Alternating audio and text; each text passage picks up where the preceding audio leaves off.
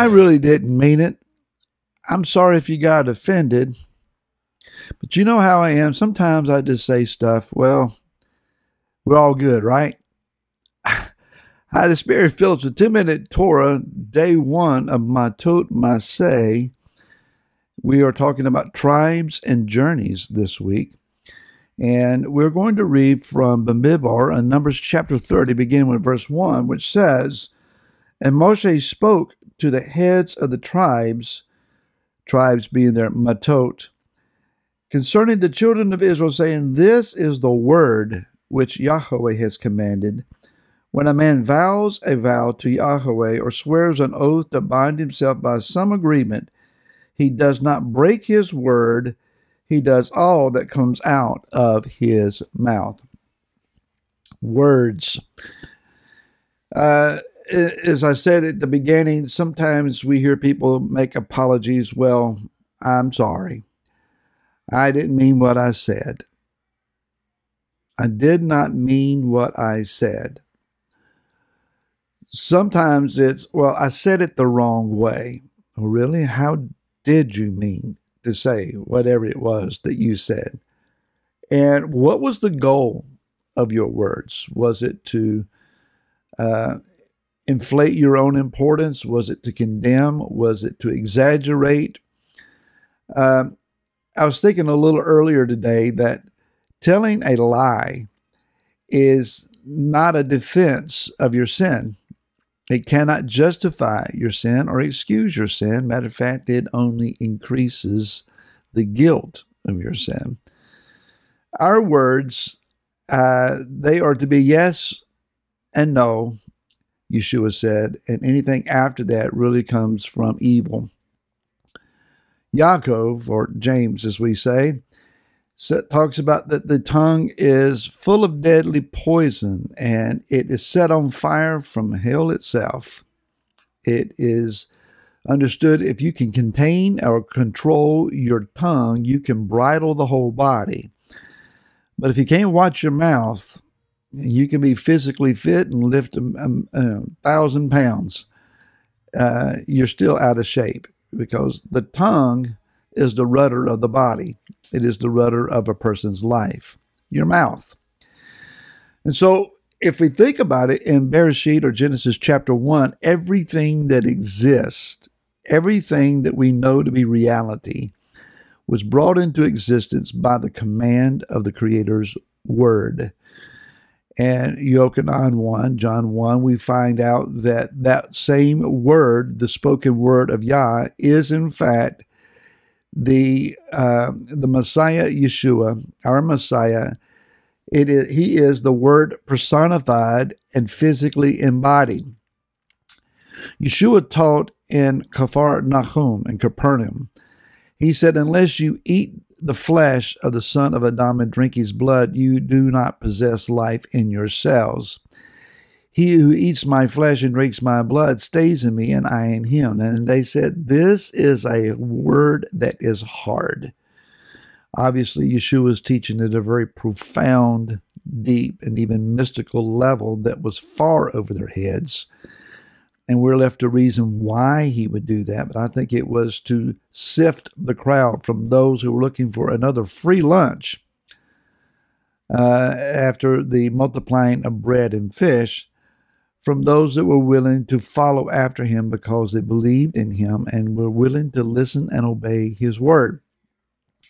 So when he asked the 12, "Are you also going to leave?" as they saw the crowds disintegrating and walking away, Shimon Kepha said, "Master, where else are we going to go?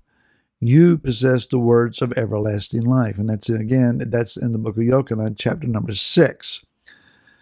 So comparatively, we think about the words that we're hearing in media right now. It's full of politics. And we've heard their promises. This one's promising one thing, the other one's on the opposite side promising something else. And they're courting favor and courting votes. And it's not just the race for president, it's many races that are going on, local all the way up to national. So everybody's promising whatever it is that they think the constituency wants to hear. How often have we heard these promises and someone gets elected because, well, we believe their words and they get in office and none of those words seem to have any veracity or truth or stability about them. They're all just hot air.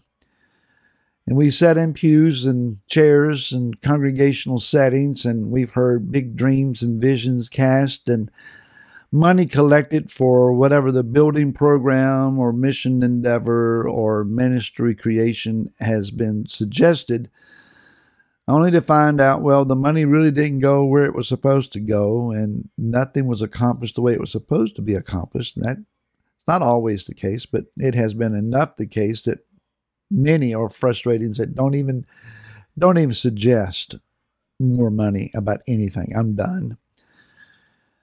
So between the political pundits and the promising preachers and the failed visions and so on, where is truth? Yeshua stands before Pilate just prior to his execution, and Pilate asked the question, truth? What is truth? It's a very lofty ideal that someone could say something and you actually believe it and it come to pass the way that it was spoken. I have to be very careful that when I sit before this camera and this microphone, knowing that people are going to be listening to what I say, oftentimes at the beginning of their day, as so many have reported, I have to be sure that what I'm saying to you is accurate. And if it's my thinking, I want to preface it, this is my thoughts. If it's quoting someone else, then I need to say, well, I'm quoting from this source. If I am suggesting to you something I believe to be true, that's with integrity. I believe it to be true. And when I believe what I've said to you thus far is true. But there are times that we have to go back and say, I know this is what I said. Further research, further understanding in prayer, further digging, I need to amend what I said or change somewhat. And we have to be big enough and willing enough and humble enough to actually do that. But we don't want to do that every other day. Then we're called into question about anything that we say. What about us? When people hear us say something, do they roll their eyes? Do they shift from one foot to the other and kind of look at the ground and just wait for the conversation to be over? Do they see us coming and knowing we're about to unload on them our latest diatribe and theory and rant and rave about whatever it is that we're upset about now? If people are avoiding us, they're also avoiding our words. We should get a clue. Speaking those things that are full of life. Speaking words that have light in them. Speaking words that are encouraging, that have an element of compassion for those that are in need and hurting. Offering the love-based word of reproof and correction at times. It's hard. It's very hard. And we don't enjoy those moments. But because we love our brother or sister, as the case may be, we lovingly go to them and we say to them, I only say this to you because I love you. Well, you know that the wall comes up. So we have to find a way to speak to someone what we know that Yah is instructing that they hear in such a way that they hear it. Words spoken have no fruit opportunity until they're heard and taken to heart. And that can be good or bad. Obviously, we can speak things that are divisive and scolding and berating that are negative, and people can take it to heart and bear negative fruit. So what do we do? Well, let's look around ourselves and examine the fruit of the lives of those that we influence.